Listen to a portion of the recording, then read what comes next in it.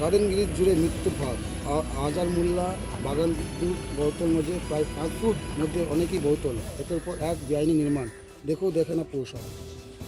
খালি garden rich নয়, garden রিচে ঘটনা ঘটেছে বলে সবার দৃষ্টি গেছে। কলকাতার আশেপাশে, কলকাতায় জেলা শহরেও আজকাল ঠিক একই রকম পরিস্থিতি। পুকুর বোঝানো, বেআইনিভাবে বাড়ি তৈরি করা, অনুমতি না নেওয়া, ঠিকমতো সিলিং ইত্যাদি না করা।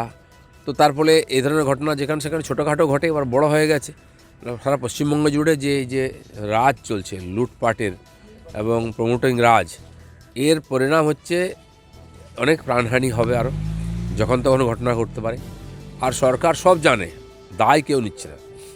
কলকাতার ডেপুটি মেয়র পরস্পর বেআইনি নির্মাণ নিয়ে বিস্ফোরণ। Bidhannagar chairman byte. সল্টলেক বেআইনি নির্মাণ বারংবার পৌরমন্ত্রী এবং মেয়রকে জানানো, লাভ হয়নি।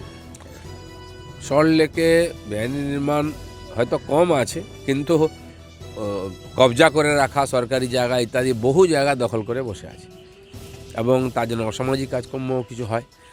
এটা নিয়ে কেউ কেউ বলার চেষ্টা করেছে ওদের পার্টিতে, কিন্তু তাকে গুরুত্ব দেওয়া হয়নি। সেজন্য এটা একটা এই সরকারের নীতি হয়ে গেছে, তার পার্টির নেতা কর্মীদের করে খাওয়ার একটা ব্যবস্থা করে দিয়েছে। সব কেন্দ্রে মমতা বন্দ্যোপাধ্যায়ের মুখ। ভোটের সময় এমন কথা শাসক শিবিরে শোনা গেলেও এমনটা মনে করেন না উদয়ন গুহ। কাজ না করে শুধু মমতার ছবি দিয়ে ভোট হয় না, মন্তব্য উত্তরবঙ্গ উন্নয়ন মন্ত্রী। ওনারা অনেক কিছুই বলেন, মমতা ব্যানার্জির নামেই ভোট হয়, এবং যা গণ্ডগোল ঘটছে ওনাকেই লোকে ভোট দিয়েছে, তার দায়ও ওনার। সেজন্য এই প্রমোটিং রাজ থেকে আরম্ভ করে খুন খারাপি বা শাহজাহান রাজ সবই মমতা ব্যানার্জির দাওয়া। ওনার নামে উনি ভোট চেয়েছেন, এখন লোককে তার জন্য ভুগতে হচ্ছে। অবৈধ নির্মাণ আতার ঘর। গার্ডেন ব্রিজ মামলায় ক্ষুব্ধ তৃণমূল বেড়ে চেয়ারম্যান বাইট। 100টার মধ্যে 10টার মধ্যে অবৈধ। সবাই জানে, কেউ বলতে না, এখন ওদের পার্টির লোকেরা বলতে বাধ্য হচ্ছে, কারণ এরকম ঘটনা ঘটলে তাদেরকে মার খেতে হবে, লোককে জবাব দিতে হবে, কিন্তু উপায় নেই। টাকার মোহ তো কেউ ছাড়তে পারে না। সন্দেশখালী নিয়ে বিরোধীদের আক্রমণ। অভিষেক বসিরহাট গিয়ে শুধু রাজনীতির অভিযোগ। বাইট। শেখ শাহজাহানকে ইডি সিবিআই ধরেনি, মমতা পুলিশ ধরেছে। মমতা পুলিশ দু মাস লাগলো ধরতে। যে ধরার থাকতো বাকিদের কেন ধরেনি? আরও তো অপরাধী আছে, তাদের ধরে দেখাক পুলিশ। ইডি সিবিআই তো মদনবাবুকেও ধরেনি, কুণালবাবুকেও ধরেনি, অনেককেও ধরেনি, কিন্তু বাকি আজকে যে এত অপরাধ বেড়েছে, এত আর্থিক অপরাধ হয়েছে, সেগুলোও পুলিশের ধরার কথা।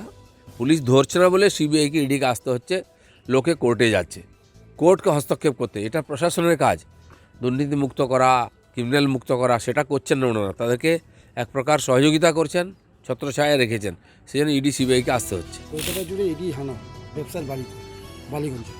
এই যে অপরাধের জন্য ইডি সিবিআই হানা চলতেই থাকবে, ইনকাম ট্যাক্সও চলবে, কারণ যে ধরনের আর্থিক অপরাধ পশ্চিমবাংলায় হয়েছে সেগুলোকে সমাধানের আর কোনো রাস্তা নেই, আদালত এবং সেন্ট্রাল এজেন্সি।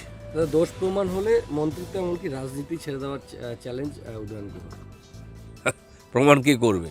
যে রোজ দোষ করে তার রোজ দোষ প্রমাণ করার কি আছে? একজন মন্ত্রী রাস্তায় দাঁড়িয়ে গুন্ডামি করছে, এটা কোনো সভ্য জগতে হয়? তারপরে প্রমাণের কথা বলছেন। ওনাদের মহিলারা গিয়ে সন্দেশখালিতে মহিলাদের বলবেন তোমাদের ধর্ষণ করেছে, প্রমাণ দাও। উনি খুন খারাপি করবেন, মারবেন, তার বলছে প্রমাণ দাও। প্রমাণ কে দেবে?